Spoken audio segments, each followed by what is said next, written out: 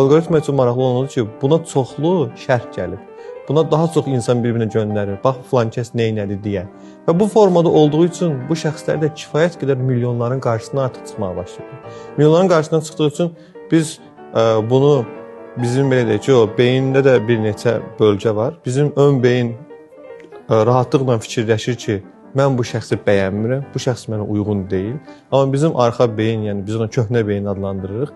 Amma şuur altında isə həmin şəxsə bizdə bir gizli pərəstişkarlıq yaranır bizdə. Artıq həmin şəxsin videosu çıxdığı zaman qoy bir baxın marağa görüm nə paylaşıb bu.